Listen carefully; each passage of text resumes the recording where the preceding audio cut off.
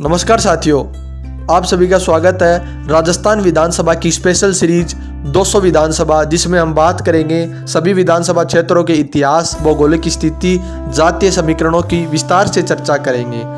जिसने भी हमारे चैनल को अभी तक सब्सक्राइब नहीं किया है तो जा करके सब्सक्राइब कर ले, लाइक कर दे और बेल आइकन को भी दबा दे ताकि आपको आने वाली वीडियोज के नोटिफिकेशन मिलते रहे। आज हम बात करेंगे ओसिया विधानसभा क्षेत्र के बारे में। ओसिया विधानसभा क्षेत्र में भारत का प्राचीनतम मंदिर सचिया माता का मंदिर भी स्थित है, जहाँ इस मंदिर का इतिहास बहुत ही पुराना है। यह मंदिर 300 साल पहले बनाया गया था। यह मंदिर शिव और पार्वती के मिलन की कहानी भी इस मंदिर से जुड़ी हुई है और यहाँ माँ पार्वती ने किसी भक्त के सपने में आकर के उन्हें मंदिर निर्माण बनाने के लिए प्रेरित किया और जब इस भूमि की खुदाई की गई तो यहाँ से बहुत सी स्वर्ण मुद्राएं मिली, जिन स्वर्ण मुद्राओं के माध्यम से इस मंदिर का निर्माण किया गया। तो दोस्तों, आज हम बात करेंगे ओसिया विधानसभा क्षेत्र, जो कि जोधपुर जिले के अंतर्गत आता है, और ओसिया विधानसभा क्षेत्र के भौगोलिक स्थिति, जातीय समीकरणों के बारे में बात करेंगे। तो प्लीज बने रहिएगा हमारे साथ इस वीडियो के अंत तक। जोधपुर जिले में कुल 10 विधानसभा क्षेत्र है, जिसमें जोधपुर शहर, सूरसागर, सरदारपुरा, शेरगढ़, ओसिया, लोहावट, फलोदी, गोपालगढ़, लूणी और बिलाड़ा शामिल है। ओसिया विधानसभा का गठन राजस्थान विधानसभा परिसीमन 1957 में हुआ। 2008 के नए परिसीमन के बाद 2 बड़ी पंचायत समितियां ओसिया, तिवरी का पूर्ण हिस्सा व बावड़ी समिति का कुछ हिस्से को मिलाकर ओसिया विधानसभा का गठन किया गया। परिसीमन में ओसिया विधानसभा का मंगलियावाटी क्षेत्र व आऊ चांडी क्षेत्र को लोहावट विधानसभा क्षेत्र में मिला दिया गया। ओसिया पंचायत समिति क्षेत्र में राजपूत बाहुल्य गांव है, जिसमें जाट, बिश्नोई, मेघवाल आबादी भी निवास करती है। जिसमें राजपूत बाहुल्य गांव ओसिया, खेतासर, तापू, डाबड़ा, बेड़बाखरी, खाबड़ा, कीजरी, चांदरख, बारा, नादिया, बेटवासिया जैसे बड़े गांव शामिल है, जो इस सीट पर अपना वर्चस्व रखते हैं। जाट बाहुल्य गांव बेरडो कावास, चेराई, जट्टीपुरा, महादेव नगर, बाना कावास है। वहीं विश्नोई बाहुल्य भीम सागर, सारण नगर, एकल, खोसी, हणिया, सिरमंडी, खिदाकोर जैसे बड़ी आबादी वाले गांव शामिल है।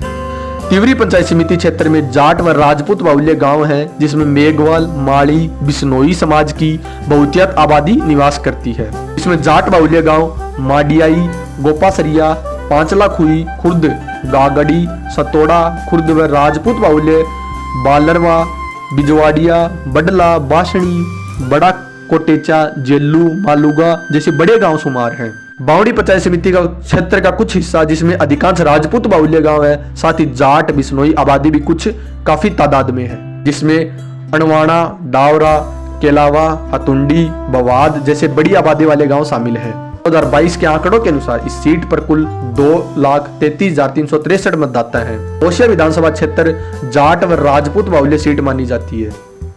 2008 के परिसीमन से पहले यह सीट एक तरफा राजपूत बाहुल्य हुआ करती थी, लेकिन 2008 के बाद मंगलियावाटी व चांडी क्षेत्र को लोहावट में मिला दिया गया। इसके साथ ही 35,000 मेघवाल व 20,000 बिश्नोई मतदाता है, जो इस सीट पर निर्णायक भूमिका निभाते हैं। माड़ी 18,000, मुस्लिम 8,000, राजपुरोही 10,000, मूल ओबीसी 35,000 मतदाता है, जिन पर इस सीट के परिणाम निर्भर रहा करते हैं। ओसिया विधानसभा क्षेत्र में 1957 से 2018 तक कुल 14 चुनाव है, जिसमें कांग्रेस ने 11 बार, भाजपा ने 2 बार और जनता दल ने 1 बार जीत हासिल करने में सफलता प्राप्त की है और इस सीट पर लगातार कांग्रेस का दबदबा रहा है। प्रथम चुनाव 1957 में हुआ। इस चुनाव में कांग्रेस के कद्दावर नेता पारसराम मदरेणा को कुल 15,303 वोट मिले और रावत दान को कुल 8,317 वोट मिले। इस प्रकार पारसराम मदरेणा को 6,986 वोट मिले। दूसरा चुनाव 1962 में हुआ। इस चुनाव में परसाराम मदरेणा को 17,964 वोट मिले और रावत दान को कुल 10,721 वोट मिले। इस प्रकार परसाराम मदरेणा ने यहाँ से दूसरी बार जीत हासिल करते हुए 7,243 वोट से जीत हासिल की। तीसरा चुनाव 1967 में हुआ। इस चुनाव में कांग्रेस उम्मीदवार रणजीत सिंह राठौड़ को 20,236 वोट मिले और निर्दलीय उम्मीदवार जय सिंह को कुल 14,562 वोट मिले। इस प्रकार रणजीत सिंह राठौड़ ने यहाँ से 5,674 वोट से जीत हासिल की। चौथा चुनाव 1972 में हुआ। इस चुनाव में रणजीत सिंह राठौड़ को कुल 31,679 वोट मिले और स्वतंत्र पार्टी उम्मीदवार रतन सिंह को कुल 8,838 वोट मिले। इस प्रकार रणजीत सिंह राठौड़ ने यहाँ से 22,841 वोट से जीत हासिल करते हुए दूसरी बार जीत का परचम लहराया।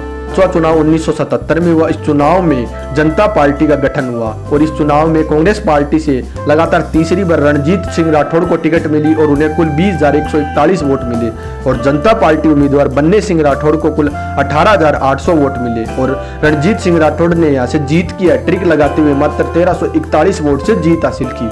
छठा चुनाव 1980 में हुआ। इस चुनाव में कांग्रेस के कद्दावर नेता नरेंद्र सिंह भाटी, जिनका इस सीट पर खासा दबदबा रहा, उन्हें 20,629 वोट मिले और निर्दलीय उम्मीदवार बदन सिंह को कुल 12,313 वोट मिले और बन्ने सिंह राठौड़ को कुल 8,766 वोट मिले।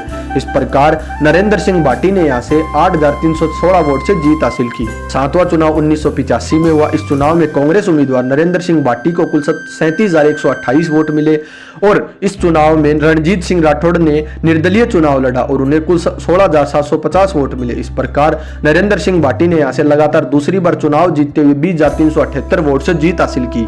आठवां चुनाव 1990 में हुआ। इस चुनाव में लोकदल उम्मीदवार राम नारायण बिश्नोई को कुल 32,484 वोट मिले और कांग्रेस उम्मीदवार नरेंद्र सिंह भाटी को कुल 32,405 वोट मिले। इस प्रकार राम नारायण बिश्नोई ने यहां से मात्र 79 वोट से जीत हासिल की।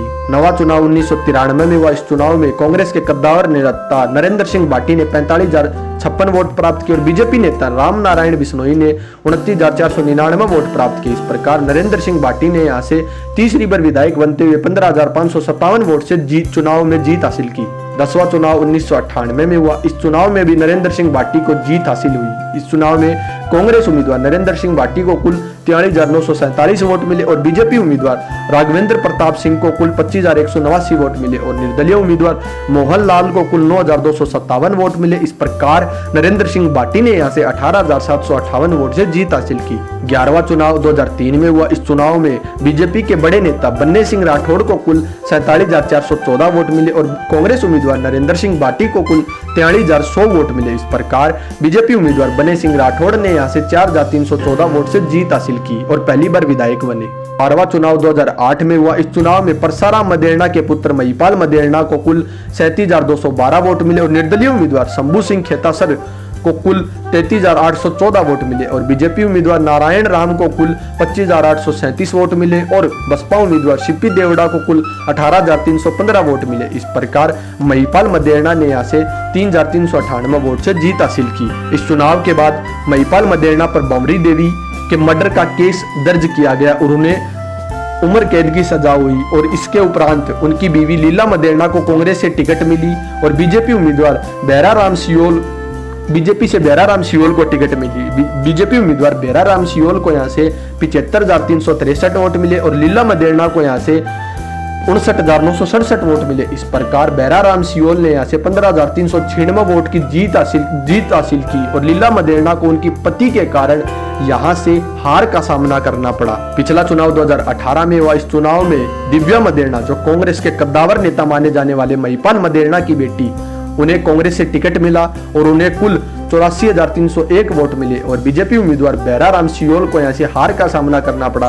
उन्हें 56,519 वोट मिले और बीजेपी से बागी होकर निर्दलीय चुनाव लड़ने वाले महेंद्र सिंह भाटी को कुल 38,050 वोट मिले। इस प्रकार दिव्या मदेरणा ने यहां से 27,590 वोट से जीत हासिल की। विधानसभा चुनाव 2023 को मद्देनजर रखते हुए ओसिया सीट से संभावित चेहरे कुछ इस प्रकार है। वर्तमान विधायक दिव्या मदेरणा और कांग्रेस के कद्दावर नेता माने जाने वाले महिपाल मदेरणा की बेटी, जो कि वर्तमान में ओसिया से विधायक भी है, उन्हें कांग्रेस से टिकट मिलने की संभावना है। महेंद्र सिंह उमेदनगर, जो कि केंद्रीय मंत्री गजेंद्र सिंह शेखावत के द्वारा प्रयत्न करने पर उन्होंने बीजेपी ज्वाइन की। बेराराम सियोल, जो पूर्व विधायक भी रह चुके और बीजेपी से टिकट के दावेदार भी माने जा रहे हैं। शंभू सिंह खेतासर, जो कि बीजेपी से टिकट के दावेदार है। भोपाल सिंह बड़ला, जो कि बीजेपी के युवा मोर्चा के अध्यक्ष हैं ओसिया सीट से और बीजेपी से टिकट के दावेदार माने जा रहे हैं। भोमाराम चौधरी, जो आरएलपी के कद्दावर नेता है, इनकी भी यहाँ से चुनाव लड़ने की संभावना है। तो आप हमें कमेंट करके बताइएगा कि कौन सा चेहरा होगा इस सीट पर जो कि टिकट का दावेदार होगा और कौन सी पार्टी यहाँ से इस चुनाव में जीत हासिल करने में सफलता प्राप्त करेगी।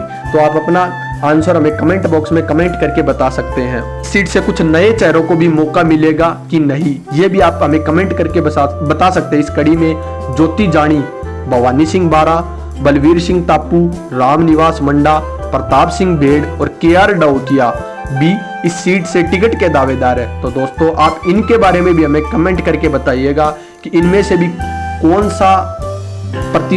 सा कैंडिडेट किस पार्टी से टिकट का दावेदार हो सकता है कि नहीं। तो प्लीज आप अपना जवाब हमें कमेंट बॉक्स में कमेंट करके बता सकते हैं। और जिसने भी हमारे चैनल को अभी तक सब्सक्राइब नहीं किया है तो प्लीज जाके सब्सक्राइब कर ले। धन्यवाद। स्थित है जहां ये इस